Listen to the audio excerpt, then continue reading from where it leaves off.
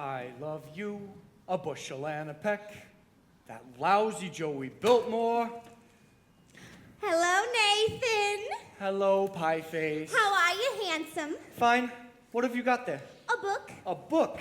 You're always reading books. You're becoming a regular bookie. Nathan, darling, this is very interesting. The doctor gave it to me. I went to him about my cold.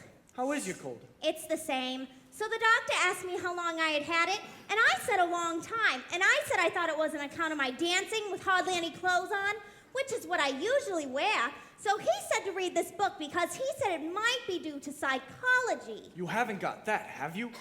Nathan, this is the psychology that tells you why certain girls do certain kinds of things. Oh. Would it tell you what kind of girl would go for a certain kind of guy, which you wouldn't think she would do so? What do you mean? Just for instance, there are certain girls you can almost bet they won't go for certain guys. Nathan, no matter how terrible a fellow may seem, you can never be sure that some girl won't go for him. Take us. Yeah. Nathan, darling, starting with next week, I'm going to get a raise, so with what I'll be making, I wondered what you would think. Maybe we can finally get married. Well, of course we will. Sooner or later. I know, Nathan. Achoo! Ugh. But I'm starting to worry about Mother. Your mother? What about your mother? Well, Nathan, this is something I never told you before, but my mother, in Rhode Island, she thinks we're married already.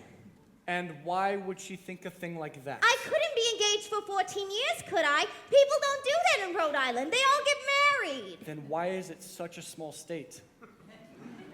Anyway, I wrote her I was married. You did, huh? Uh-huh. And then, after about 2 years... What? After about 2 years? We had a baby. You told your mother we had a baby? I had to, Nathan. Mother wouldn't have understood if we hadn't. What kind of baby was it? It was a boy. I named it after you, Nathan. Thank you. You're welcome. And, where's Nathan Jr. supposed to be now? Oh, he's in boarding school. I wrote Mother he won the football game last Saturday. I wish I had a bet on it. But Nathan, that's not all, Nathan. Don't tell me he has a little sister. All those years, Nathan. Mother believes in big families. Just give me the grand total. 5. Your mother must be a glutton for punishment. Anyway, Nathan, now we're finally getting married, and it won't be a lie anymore. Adelaide, how could you do such a thing? To a nice old broad like your mother? But Nathan, you don't even know my mother. But I'll be meeting her soon, and what'll I tell her? What'll I tell her I did with 5 kids? Traded them all to the Phillies or something? What are we gonna do? We could get married. But marriage ain't something you jump into like a kettle of fish. We ain't ready. I'm ready, Nathan! What do you think I got in this box? Nathan, what do you think I got in this box? Sally's wedding shop. I can't guess. It's a wedding veil. I've had it for 3 years. I won't show it to you because it's bad luck. Would you like to see it? It's bad luck. So you see, Nathan, darling, I got the veil. All we need now is our license and a blood test. What? Blood test. It's a law. What a city. First they close my crap game and then they open my veins. Nathan, you're not planning to run your crap game again. Adelaide, how could you think such a thing? Why do you think I give up the crap game? It's because I love you, and I want us two to be the happiest married couple that there is in the world. Anybody see an earring out here? I don't think so. You. I was all dating up tomorrow with Society Max, and he breaks it on account of your dopey crap game. Honest, Adelaide? I pity you. Oh, here it is. Ugh.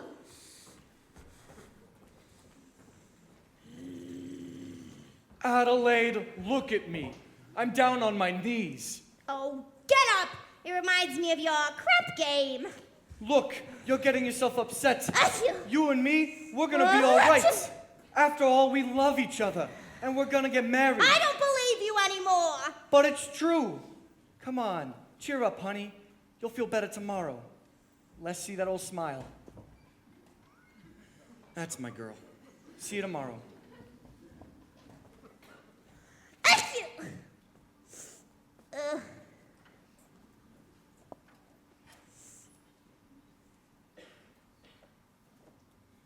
It says here, the average unmarried female, basically insecure,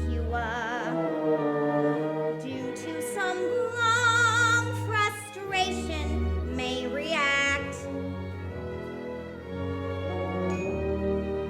with psychosomatic symptoms, difficult to endure, affecting the upper respiratory tract.